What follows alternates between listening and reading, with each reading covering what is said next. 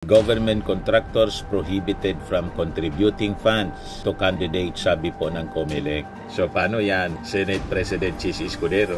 Tapos ka ngayon. Tulong talaga sa amin. Mula pa, nung hindi pa iso to.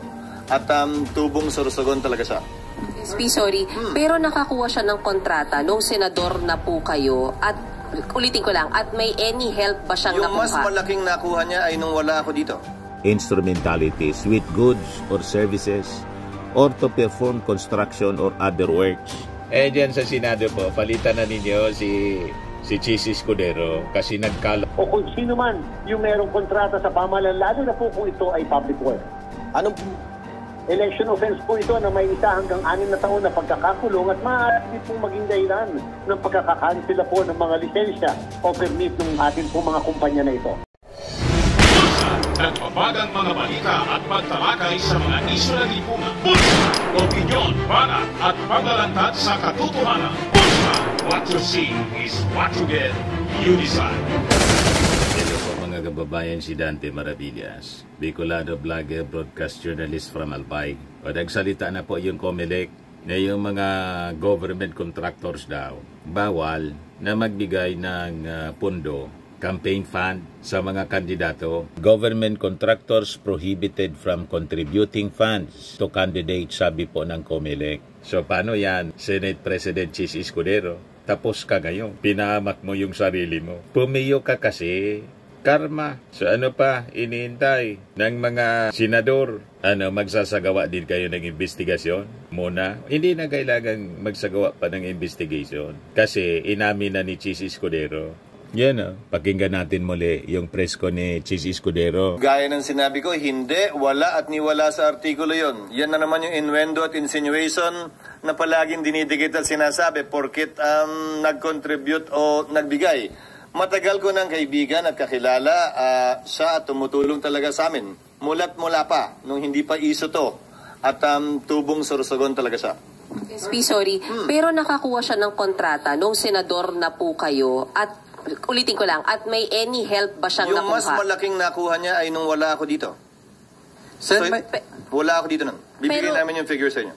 Pero nung senador na kayo, SP, nakakuha pa siya ng kontrata po? Hindi ko alam dahil hindi naman niya ako partner sa negosyo. Hindi ako bahagi ng kanya negosyo. Again, that's the innuendo and the insinuation being floated and propagated. Bakit natin hindi tingnan? Sino ba yung mga mambabatas at opisyal na gobyerno na aktual na kontraktor, aktual na may-ari noong mga kumpanya na nakakuha ng kontrata sa gobyerno? Yan malinaw. Tumanggap siya 30 million campaign donation. Inadmit niya sa presscon. Ngayon, ang unang nagsalita mga kababayan, kahapon, si election lawyer Romulo Macalintal. Bawalan niya yan. It is a violation of the Omnibus Election Code. Ngayon, yung COMELEC na mismo, ibigay ko sa inyo yung istorya. Yan report ng GMA News. Government contractors prohibited from contributing funds to candidates, sabi po ni Chairman Garcia. Sabi ni COMELEC Chairperson George Garcia, it is a violation of Section 95C under the Omnibus Election Code. Quoting Section 95, prohibited contribution, sabi diyan, no contribution for purposes of partisan political activity shall be made directly or indirectly by any of the following natural and juridical person. Pag sinabing natural, tulad natin, natural na tao, pati juridical persons, mga companies, ang ibig sabihin. Tulad ng nagbigay, mga kababayan, na campaign fund kay Chis Escudero, 30 million.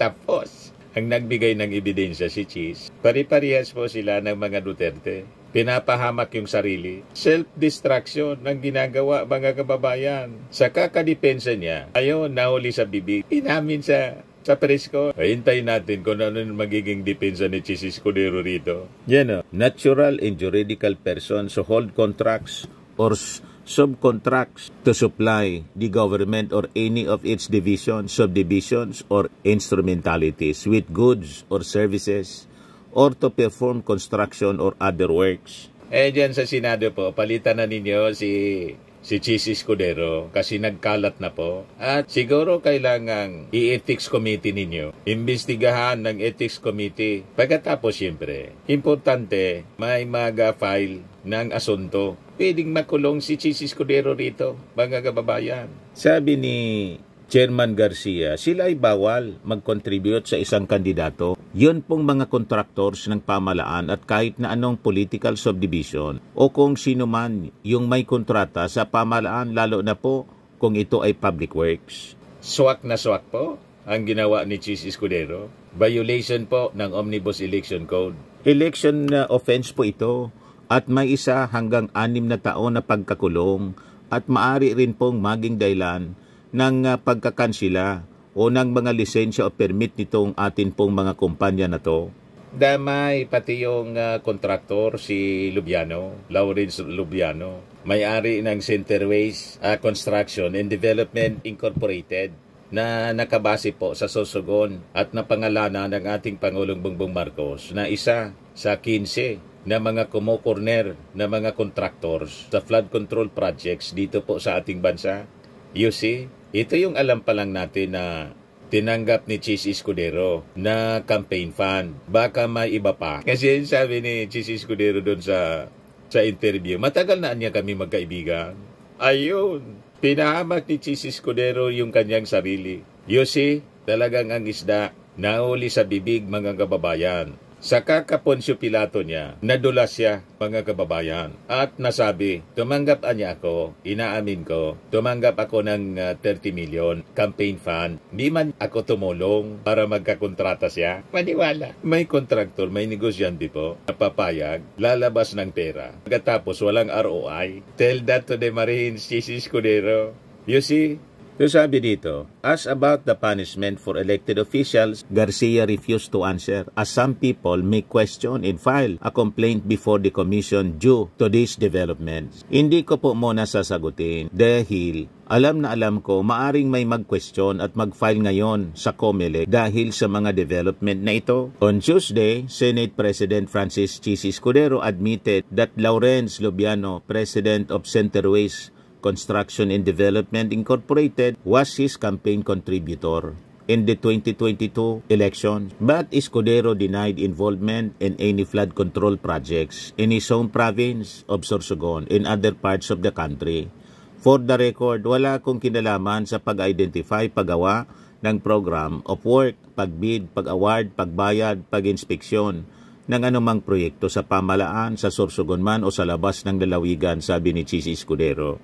Pero tumanggap ka ng 30 million na campaign fund. Sabi ng COMELEC, bawal at pwedeng makulong ng 1 month to 6 years imprisonment. At sabi ni Chairman Garcia, malamangan niya may magreklamo na. Tapos, yan kasi masyadong magaslaw. Ayan ang inabot ngayon ni Chis Escudero. At sigurado, in the coming days, malamang mayroon talagang magreklamo, mag-file laban sa kanya. Anyway, ang ebidensya galing mismo sa kanyang sose. Ni-research ng Rappler po at inamin niya naman po sa press ko nung Tuesday. O anya, 30 million na niya, binigay na campaign fund. Kasi kaibigan ko niya. Di ba, mga kababayan? O ngayon, yung kaibigan niya si Senador Joel Villanueva, malamang madamay rin. Sabi dito, yung New San Jose Builders Incorporated nag-donate din ng 20 million kay Senator Joel Villanueva noong 2022 election campaigns. Ayon sa report ng Philippine Center for Investigative Journalism, PCIJ. Tapos, parehas ang kaso, mga kababayan kay Chis Escudero. Kaya pala, sanggang dikit kayo dyan sa Senado. Kasasabi lang ni Joel Villanueva na wala daw nasangkot sa mga senador dito sa mga flood control projects. Ayun, tumabog sabay-sabay sa kanilang pagmumukha, mga kababayan. Huwag kasi nagmamalinis. O yan, ito yung report ng Pilipinas Today. Sabi diyan, iniulat ng Philippine Center for Investigative Journalism noong May 12, 2023 na nakatanggap umano si Senator Joel Villanueva ng 20 million pesos na campaign donation mula sa New San Jose Builders Incorporated para sa 2022 election. In last year's national elections, Senator Joel Villanueva reported receiving 20 million in campaign donation from a corporation holding an active government contract based on government documents, sabi po ng PCIJ. Noong 2021, nabigyan ng 2.147 bilyong kontrata ang NSJBI para magpatayo ng 19-story office ng National Housing Authority or NHA sa Quezon City.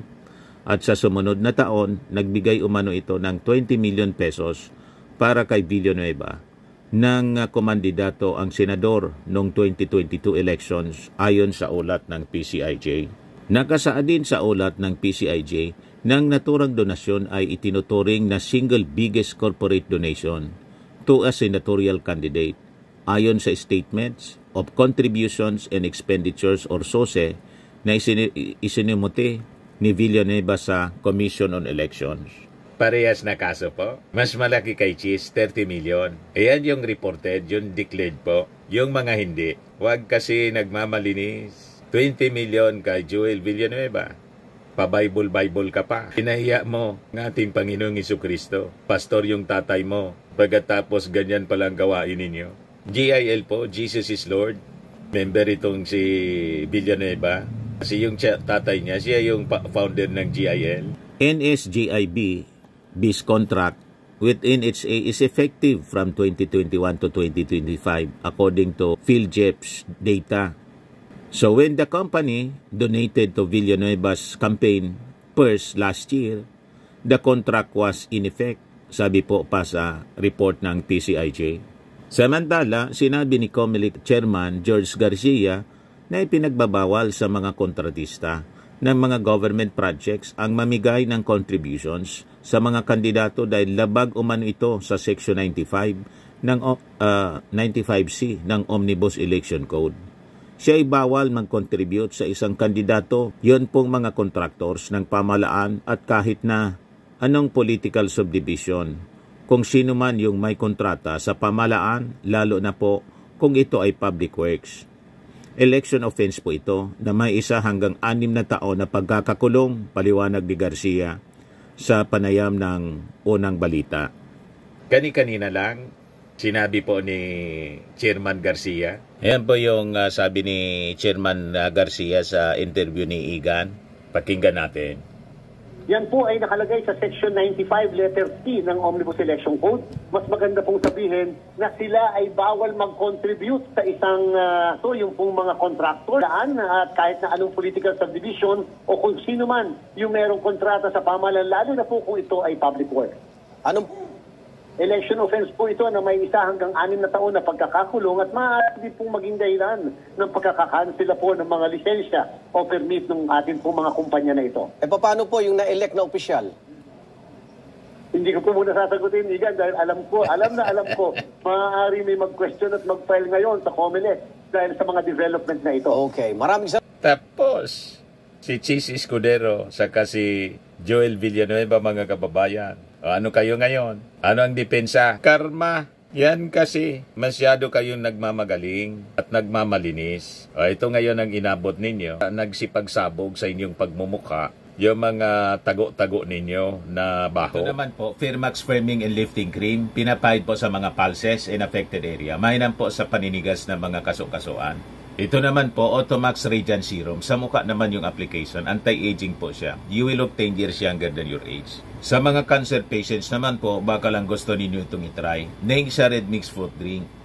Hindi mo po siya gamot, food supplement siya. Kaya lang, gawa siya mga kababayan sa goji berry. Yung goji berry, may anti-cancer properties. O ngayon, yung mga inquiries ninyo, dumiritso na lang kayo sa aming messenger sa Facebook para masagot namin agad. Ayos pa?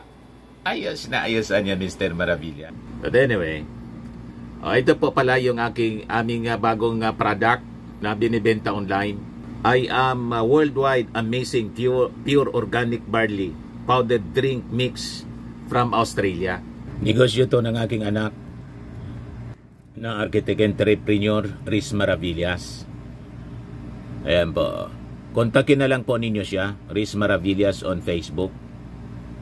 Ang mga health benefits niya, boost immunity, improves digestion, enhance energy levels, packed with antioxidants, prevent cancer. Sa mga naghanap po ng malinis and spacious fitness gym, pumunta lang po kayo sa aming Colossal Fitness Gym. May Grab car rental din po kami. Ito naman po yung bago naming product na binibenta online. iGlow Serum, whitening po siya. Tingnan ninyo yung epekto sa aking anak na architect before and now. Yung mga inquiries po ninyo, dumiretso na lang kayo sa kanyang Facebook account, Riz Maravillas.